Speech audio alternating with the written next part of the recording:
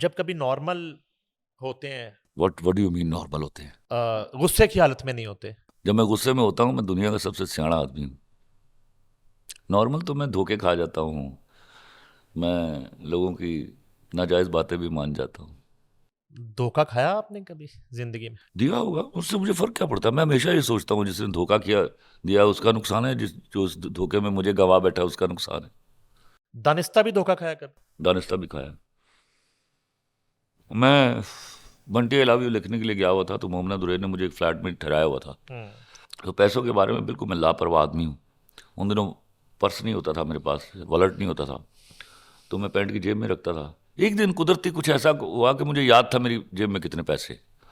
सुबह मेरे पास एक मुलाजिम था, उसका नाम नहीं लेता अब मैं, और मैं था उस फ्लैट पे। तो सुबह उठ के मैंने पैसे देखे तो 2,000 कम थे।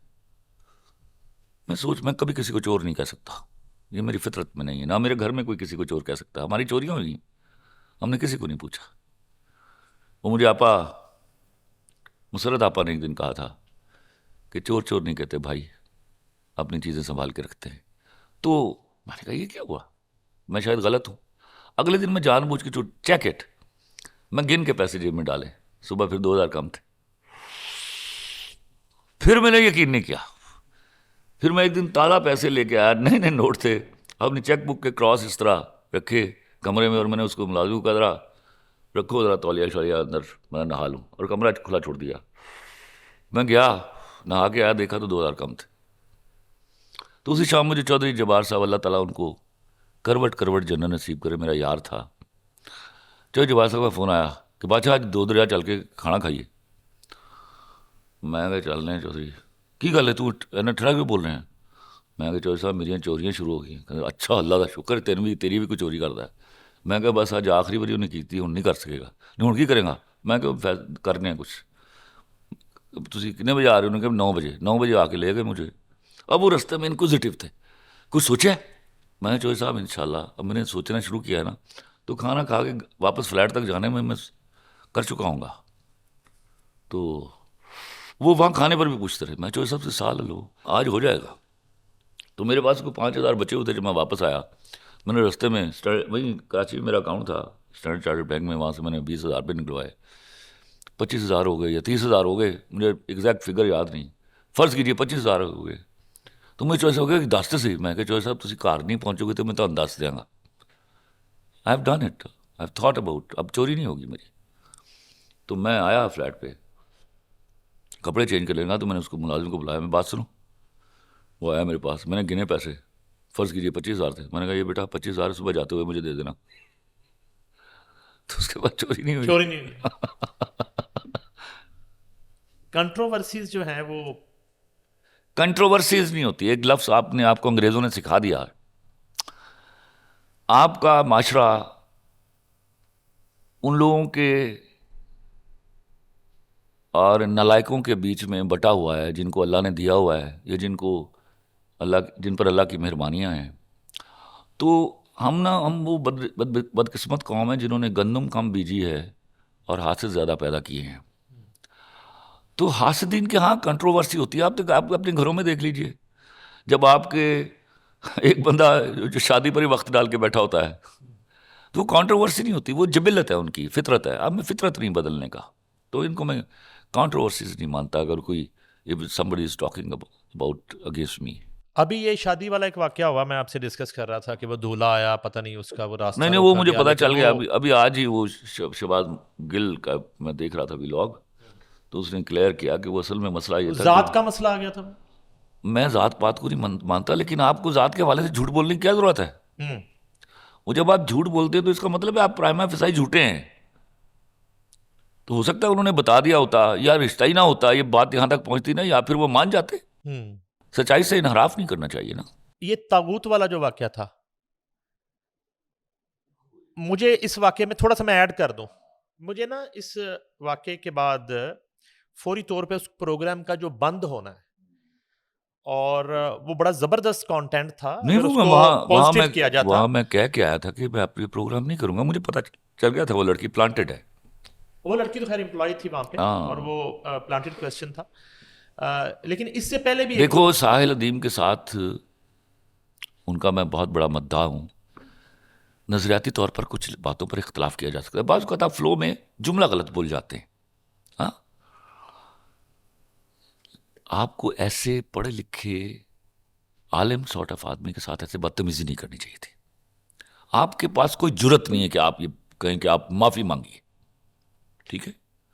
आप उनसे कहिए कि आपसे गलती हुई है, आपसे गलती हुई है। आप बार बार इस बात को कहती मैं कुछ नहीं कहता, आप माफ़ी मांगिए। आप कौन है भाई?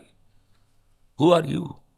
एनीवे, मैंने जो थोड़ी बहुत सहाफ़त की है उसमें पूरी दुनिया में एथिक्स हैं कि आपने किसी से सवाल किया, अगर वो आपको जवाब दे रहा है और अदरवाइज वो कह देता है कि मैं नो कमेंट्स, और वो आगे जाना चाह रहा है, तो फिर आपने आप यू आर उसको nobody to make him stop. नहीं करना आपने कि आप उसको जबरदस्ती आप कहेंगे कि नहीं आप इस पे रुकें। अच्छा, इसी से जुड़ी हुई बात ये है कि आपने ड्रामा लिखा, फिल्म लिखी, जो है कभी कॉलम नवीसी और कभी फीचर राइटिंग और कभी इतना वक्त ही नहीं मिला, इतना वक्त ही नहीं मिला। वैसे पढ़ते हैं कभी कभार कुछ जो लोग पसंद थे, और या मकबूल जान को पढ़ा करता था, एक होते थे इरशाद हक्कानी साहब, उनको पढ़ा जंग में करता लिखते था। थे बिल्कुल। मुन्नू भाई को पढ़ा करता था। अब वो लद गए मामले, अब तो एफिलिएशन के कॉलम आते हैं, कोई किसी का सपोर्टर है, कोई किसी का सपोर्टर है, वो उसी हिसाब से लिखता है। शर्म आती है वैसे ही पढ़ते हुए। एफिलिएशन की फिल्में और ड्रामे नहीं बनते सर? देखिए, एफिलिएशन जो मैं कह रहा हूँ वो ये है कि आप किसी पार्टी से ताल्लुक़ रखते हैं, आप वो दूसरी पार्टी को ताल्लुक़ रखता है, वो तीसरी पार्टी, वो they are praising them and they are rejecting ideas from any other party. उसको मैं डिसलाइक करता हूँ। एक सहाफ़ी को इम्पार्शियल होना चाहिए, समझे हो? जैसे डॉक्टर सब मरीजों का होता है, उसके फेवरेट पेशेंट्स नहीं होते, इसी तरह सहाफ़ी के फेवरेट पार्टीज नहीं होनी चाहिए। मैं इमरान खान का दाई मानने वाला हूँ, लेकिन जब वो 2-2 रुपए भी पेट्रोल की कीमतें बढ़ती थी तो मैं बहुत आड़े हाथों लिया करता था। फिर मुझे मिनिस्टर फ़ोन करके मुझे एक्सप्लेन किया करते थे, और मैं इस बात से भी इख्तलाफ किया करता था कि no, don't give me arguments. आपको मेरे यहाँ के गरीब आदमी का ख्याल करना है, इसका टोटल जो इसका इंसिडेंस है वो मेरे गरीब आदमी पर आता है, तो you have to take care of that. आपने जिक्र कर ही दिया, जो है हम कभी भी नहीं, खैर मैंने तो कभी चाहा नहीं, ना ही कभी हम, आप तो बड़ा ज़बरदस्त काम कर रहे हैं और इस्लाह भी करते हैं और बड़ा ज़बरदस्त कंटेंट आपकी तरफ से आता रहा है।